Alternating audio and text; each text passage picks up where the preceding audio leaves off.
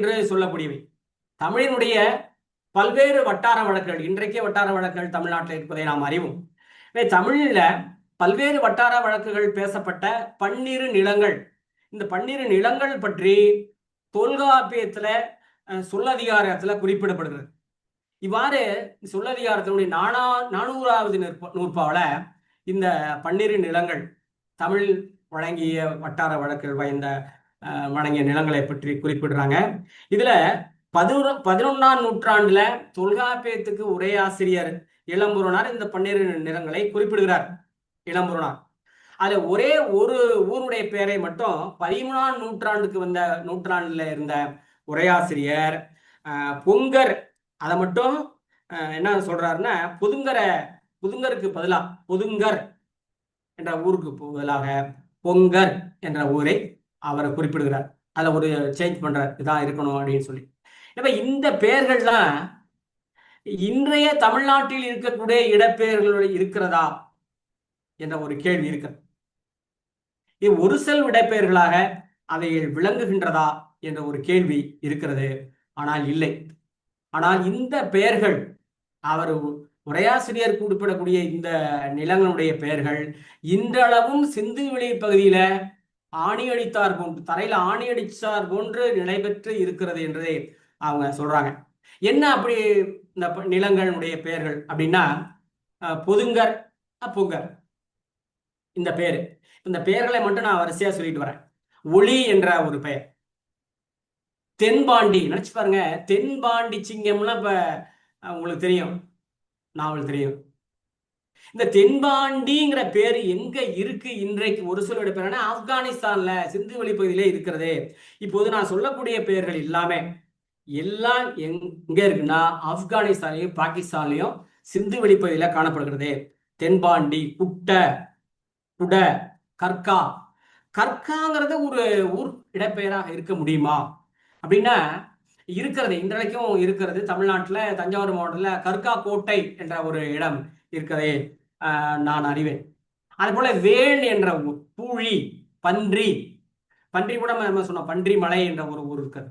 அது போல மலா, அருவா, அருவா, தலை, தலைங்கிறது ஒரு சொல்லிட பேர், சீத்த, புனை. இப்ப தலைங்கிறதுக்கெல்லாம் நம்ம சொல்லலாம், முன்னோட்டாவும் பின்னோட்டாவும் இருக்கக்கூடிய பன்றிமலை இருக்கிறது, தலைவாசல் இருக்கிறது, அதெல்லாம் தெரியும். குடன்னா இந்த குடவாசல் இருக்கிறதெல்லாம் நம்ம அறிவோம். இந்த பெயர்கள்லாம் இன்றைக்கு எங்கே நிலை பெற்று இருக்கிறது அப்படின்னா ஆப்கானிஸ்தான்லையும் பாகிஸ்தான்லையும், அதாவது சிந்துவெளி பகுதியில் இருக்கின்றது. அது மட்டுமல்ல, இந்திய துணைக்கண்டத்திலே முழுவதுமாக அந்த பெயர்கள் காணப்படுகிறது. இந்த சிந்துவெளி இடப்பகுதியில் காணப்படுகிறது. இந்த பெயர்கள் மத்திய பிரதேசத்துல இருக்கு. மத்திய பிரதேசத்துல இருக்கக்கூடிய இந்த பேர்ல பொங்கர் இருக்கு பாருங்க. இந்த பொங்கருங்கிற பேரு மத்திய பிரதேசத்துல இருக்கு. பாண்டிங்கிற பேரும் மத்திய பிரதேசத்துல. ஸோ மத்திய பிரதேசத்துல இந்த நிலங்களுடைய பேர் பொங்கர், பாண்டி இருக்கு. கற்காவும் இருக்கு. மகாராஷ்டிராவில் இதுல என்னென்ன பேர் இருக்குன்னா குட, மலை, மலை இருக்கு. இந்த மலையில கூட 7 மலை, அதை பற்றிய ஒரு விரிவான ஒரு சாப்டர் இதுல திராவிட குஜராத், திராவிட மகாராஷ்டிரா என்ற ஒரு இயல்கள் இருக்கிறது. அதை பற்றியே தனியாக கூட பேசக்கூடிய அளவுக்கு அதில் செய்திகள் ஏராளமாக இருக்கின்றது. குஜராத்தில் ஒலியா, மலை, புனா என்ற ஊர்கள் குஜராத்தில். ஒடிசாவிலையும் பாண்டி இருக்கு. ஒடிசாவிலையும் பாண்டி இருக்குது. பாண்டி எங்கெல்லாம் பயணப்பட்டிருக்கு பாருங்க. கர்நாடகாவில் குட்டா, ஆந்திராவில் குட்டம், தலை, ராஜஸ்தான்ல பன்றி. பன்றி ஒரு சிலோட பேர், அர்வா, சீத்த. இமாச்சல பிரதேசம் வரைக்கும் பேருக்கு புனா, புனல், இதெல்லாம். ஸோ இந்த இடப்பெயர்கள் உடைச்ச இந்த ஒரு சில இடப்பெயர் தமிழ்நாட்டில் இருக்கான்னா இருக்கு. அது முன்னொட்டு பின்னோட்டோட இருக்கு. இப்போ புனல்னு பார்த்தோம், புனான்னு பார்த்தோம். இப்போ தமிழ்நாட்டில் புனல் வாசல் இருக்கு, தலைங்கிறோட சேர்த்து தலைவாசல் இருக்கு, குடவாசல் இருக்கு, பன்றிமலை இருக்கு. இவ்வாறு முன்னோட்டோ அல்லது பின்னோட்டோடாக இங்க நம்ம அந்த பெயர்களை நம்ம பார்க்க வேண்டியதாக இருக்குது. இவ்வாறு தமிழ் தொன்மங்கள் குறிப்பிடக்கூடிய இந்த 12 நிலங்களினுடைய பட்டியலில் இருக்கக்கூடிய இடப்பெயர்கள் அனைத்துமே சிந்து வெளி பகுதியில் இன்றைக்கு அப்படியே காணப்படுகிறது. எனவே இது எதை காட்டுகிறதுன்னா, இந்த இடப்பெயர்கள் தோன்றிய காலத்திலேயே சிந்துவெளி நிலப்பகுதியில மக்கள் வாழ்ந்த போது சங்க இலக்கியம் தோன்றவில்லை. அதற்கு பின்னால சங்க இலக்கியம் தோன்றுகிறது. அப்படித்தான் நம்ம பார்க்கிறோம். அதனுடைய காலத்தை பார்க்கிற போது சங்க இலக்கியம் ஏதோ ஒரே நாள்ல அத்தனை தொகுப்புகளும் வந்துவிடவில்லை. பல ஆண்டுகளாக எழுதிய தொகுப்பு. அது மட்டுமல்ல, மீள்நினைவாக அவர்களுக்கு சொல்லப்பட்ட செய்தி, தெரிஞ்ச செய்தி எல்லாம் இணைத்து மீள்நினைவாக பல செய்திகள் அதுல குறிப்பிடப்படுகிறது. இவ்வாறு இந்த தமிழ் துன்பங்கள் எதுல குறிப்பிடப்படுகிறதுனா சங்க இலக்கியங்களில் பதிவு செய்யப்படுகிறது. அவைகள் எங்கே இருந்தவைன்னா சிந்துவெளி நிலப்பகுதியில் இருந்தவை. இந்த சங்க இலக்கியங்களில் பதியப்பட்டு இன்றளவும் தமிழ்நாட்டில் நீடித்து நிலை பெறக்கூடிய நம்ம பல்வேறு இடப்பெயர்களை நம்ம பார்க்கின்றோம். எனவே இந்த மக்களுடைய இது எதை காட்டுகிறதுனா தமிழ் மக்களின் சிந்துவெளி நிலப்பகுதியில் வாழ்ந்த மக்களினுடைய மொழி சார்பை அடையாளம் காட்டுகிறது. அந்த மக்களுடைய புலப்பெயர்வுகளை அடையாளப்படுத்துகிறது. அந்த மக்கள் வசித்த அந்த மக்கள் விட்டு சென்ற சுவடுகளை தடங்களை நாம் கண்டறிய நமக்கு உதவியாக அது இருக்கிறது என்பதை நாம் பார்க்க முடிகின்றது. இன்னும் இதுல பிரித்தறியாமல் போகக்கூடிய ஒரு சில பெயர்கள் கூட இருக்கின்றது. பல பெயர்கள் பின்னட்டோடு இருக்கின்றது. இப்ப நியம் என்ற ஒரு சிந்துவெளி சொல்லை அவர் சொல்கிறார். நியம் என்பது ஒரு சிந்துவெளி சொல். நியம் இது இங்க தமிழ்நாட்டில் இல்ல. என்ற விதியோடு சுத்தி நியமம் என்ற ஊர் பெயராக இங்க இருக்கு. நெகமம் என்ற ஊர் தமிழ்நாட்டில் இருக்கு. உங்களுக்கு தெரிஞ்சா நெகமம் என்ற ஊர் இருக்குது. அதுபோல சிந்துவெளியில இருக்கக்கூடிய இடப்பெயர்கள் சங்க இலக்கியங்களில் ஒரு சொல் இடப்பெயர்களாக விளங்குகின்றது. நிறைய அவர் பட்டியலிடுகின்றார். நமக்கு தெரியும் தோட்டின்னு சொன்ன தோட்டி மலைப்பகுதி அடுத்தாப்புல சொல்றேங்க. தோட்டி என்பது ஒரு மலைப்பகுதியை குறிக்கிறது. தோட்டி என்பது ஒரு சொல் இடப்பெயர். ஈழம் என்பது சங்க இலக்கியத்தில் குறிப்பிடப்படக்கூடிய ஒரு சொல் இடப்பெயர். காக்கை. கொங்கு என்பது சங்க இலக்கியத்தில் குறிப்பிடப்படுகிறது ஒரு சொல் இடப்பெயராக. அதுபோல கோழி என்பது ஒரு சொல் இடப்பெயர் சங்க இலக்கியத்தில் குறிப்பிடப்படுவது. பாழி, மல்லி பூந்தமல்லி நினைச்சு பார்க்கலாம். மாந்தை, மோசி, பாலை, பஞ்சி, வல்லார், வாகை, நிலை, கச்சி, களார், கோட்டி, பொத்தி, காரி, இதெல்லாம் ஒரு சொல் இடப்பெயர்கள். இந்த ஒரு சொல் இடப்பெயர்கள் அனைத்துமே சிந்துவெளி பகுதியில் இருக்கு. இது சங்க இலக்கியங்களில் சொல்லப்படக்கூடிய ஒரு சொல் இடப்பெயர்கள். நான் அதை சுருக்கமா சொல்லிட்டேன், வரிசையா படி சொல்லிட்டேன். இது எல்லாமே சிந்துவெளி பகுதியில் இருக்கு. சிந்துவெளி பகுதியில் எந்த இடத்துல இருக்குன்னா பாகிஸ்தான்ல இருக்கு. இது எல்லாமே நீங்க என்ன பண்ணுங்க, டெஸ்ட் பண்ணி பாருங்க, கூகுள்ல சர்ச் பாருங்க, இந்த ஊர் அங்க இருக்குதா அப்படின்னு சொல்லி நீங்கள் பார்க்கலாம். இன்னொரு குறிப்பாக சங்க இலக்கியத்தில் ஒரு நில தலைவன் குறிப்பிடப்படுகிறான், பாராட்டப்படுகிறான். தோட்டி என்ற மலை நிலத்தில் வாழக்கூடிய ஒரு தலைவன். சங்க இலக்கியத்துல தோட்டி என்ற மலைப்பகுதியில் இருக்கக்கூடிய ஒரு தலைவன். அவர் பேரு பெருநல்லி. அவர் ஆண்டக்கூடிய பகுதி, அதுக்கு பேரு கண்டீரம் அப்படின்னு பேரு. எனவே அவர் எவ்வாறு குறிப்பிடப்படுகிறார் சங்க இலக்கியத்தில்? கண்டீரக்கோ பெருநல்லி என்று குறிப்பிடப்படுகிறார். தோட்டி என்ற மலைப்பகுதியில் கண்டீரம் என்ற நிலப்பகுதியை ஆண்டு வந்த அந்த பெருநல்லி பாராட்டப்படுகிறார். எவ்வாறு பாராட்டப்படுகிறார்? கண்டீரக்கோ பெருநல்லி என்று பாராட்டப்படுகிறார்.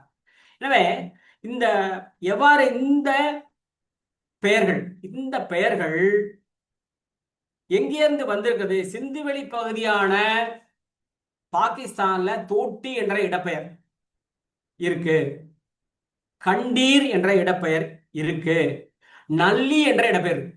இவ்வளவு அதிசயமா இருக்கா, வியப்பா இருக்கு பாருங்க. கண்டீரக்கோ பெருநல்லி என்று சங்க இலக்கியத்தில் குறிப்பிடப்படுகிறார். தோட்டி என்ற மலை நிலத்தில் வாழ்ந்த கண்டீரக்கோ பெருநல்லி என்ற தலைவன். இந்த 3 பேரும், கண்டீர் இருக்கு, பெருநல்லி இருக்கு, தோட்டி இருக்கு, சிந்துவெளி பகுதியில. சரி, அங்கதான் இருக்குதா? இந்த பகுதி, இந்த நல்லிங்கிற பேர் பாகிஸ்தான்ல 8 தடவை வருது. 8 தடவை இந்த ஊர் பேர். சரி, இந்த இடப்பெயர்கள் தென்னிந்தியாவுக்கு வந்திருக்கா? அப்படியே இடம்பெயர்ந்து வந்திருக்கிறது. என்ன ஆச்சரியம் பாருங்க, எதுல வந்துச்சுன்னு தெரியல. ஹரப்பாவில இருந்து முகஞ்சதாரக்கு 700 கிலோமீட்டர் சொன்னோம்.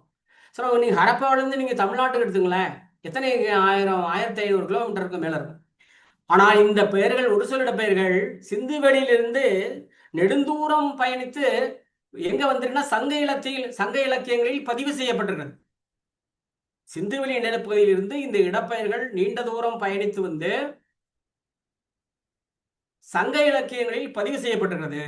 சங்க இலக்கியத்தில் பதிவு செய்யப்பட்டதற்கு பின்னால இன்றளவும் தமிழ்நாட்டில் இருக்கிறது. இந்த பெயர்கள் எங்க இருக்கிறது? விருதுநகர் மாவட்டத்துல நள்ளிங்கிற ஊர் இருக்கு. கண்டராமாணிக்கம் வந்து தஞ்சாவூர்ல இருக்கு.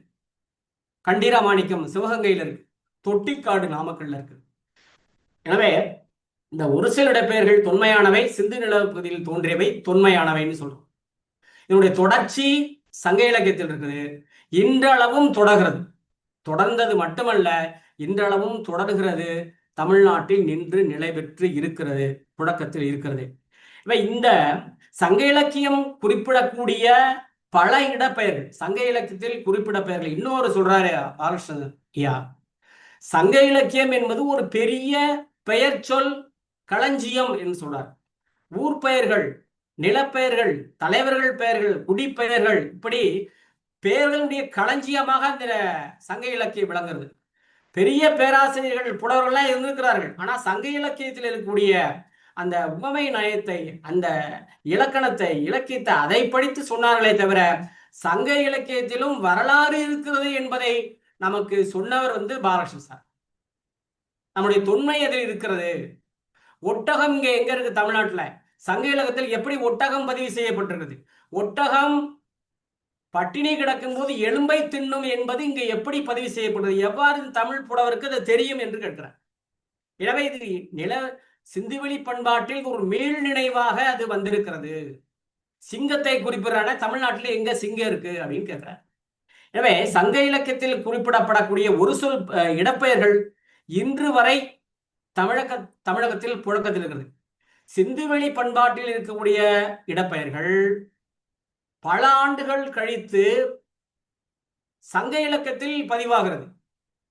சங்க இலக்கியத்தில் 2000 ஆண்டுகளுக்கு முன்னாலே பதிவு செய்யப்பட்ட இந்த பெயர்கள் இன்றளவும் தொடர்ச்சியாக தனிமனித பெயர்களாக, இடப்பெயர்களாக தொடர்ந்து இருக்கிறது. 2000 ஆண்டுகளாக நிலை பெற்று இருக்கிறது என்பது நமக்கு சான்றாக விளங்குகிறது. எனவே இது என்ன சான்றை காட்டுகிறது என்றால், இந்த மொழி சான்று, மொழியினுடைய அடையாளம், இந்த மொழி பேசியவனுடைய அடையாளம், இந்த மொழி பேசியவன் நகர்ந்து வந்த அடையாளம், மொழி பேசியவன் நகர்ந்து வந்த அந்த பாதையினுடைய அடையாளம் அனைத்தையும் காட்டுகிறது. இன்று திராவிட மொழி பேசக்கூடிய மக்கள் வாழ்ந்த இடத்தை தவிர, அதை தவிர ஏராளமான, இன்னும் சொல்ல போனால் இந்தியாவுடைய வடக்கு, மேற்கு, கிழக்கு, தெற்கு, மத்திய இந்தியா என்று சொல்லி இந்திய துணைக்கண்டம் முழுமையுமாக இந்த மக்கள் பரவி வாழ்ந்தார்கள் என்பதற்கு எடுத்துக்காட்டாக இந்த இடப்பெயர்கள் விளங்குகின்றன என்பதை ரொம்ப ஆணித்தரமாக அவர்கள் வந்து எடுத்துக்காட்டி இடப்பெயர்கள் மூலமாக விளக்குகின்றார். இது வேற எந்த ஆவணத்தின் மூலமாக இது விளக்க முடியாது. அந்த சித்திர குறியீடுகளை மொழி வாரியாக படித்து அறிய முடியாது என்பதனால இந்த இடப்பெயர்களை ஆய்வுகள் கொண்டு அந்த இது நிறுவப்படுகிறது என்பதை சொல்லி, இந்த மீண்டும் நீங்கள் இந்த நூலை, ஒரு பண்பாட்டின் பயணம் சிந்து முதல் வைகை வரை, சிந்து முதல் வைகை வரை, அது ஒரு குறியீடு தான். இன்று தமிழ்நாடு முழுக்க இன்னும் தோண்ட விடயங்கின்ற இடங்கள் இருக்கிறது. இந்த சிந்துவெளி பண்பாட்டினுடைய தெற்கு எல்லையாக தைமதாபாத்தை சொல்றாங்க. தைமதாபாத் மட்டுமல்ல, தைமதாபாத்தில் இந்த தமிழ்நாட்டுக்கு இடையில பல்வேறு இடங்கள் இன்னும் தோண்டப்படவில்லை. இந்த இடங்கள் தோண்டினால் அதன் தொடர்ச்சியாக வரும். 1400 ஆண்டுகள் இல்லை, அது இன்னும் நம்முடைய தொன்மை இன்னும் போகும். இன்னும் நிறைய அகழாய்வுகள் நடைபெற வேண்டிய இடங்கள் இருக்கிறது. உண்மைகள் வெளிவர வேண்டிய இன்னும் ஏராளமான செய்தி இருக்கிறது. இந்த வந்த செய்திகளே மிகப்பெரிய தமிழ் தொன்மங்களோடு சிந்துவெளி பண்பாட்டினுடைய தமிழனுடைய தொடர்பையும் தொன்மையையும் நாகரிகத்தையும் நமக்கு எடுத்து காட்டுகிறது என்று சொல்லி இந்த நல்ல வாய்ப்புக்கு நன்றி பாராட்டி நிறைவு செய்கிறேன். நன்றி, வணக்கம்.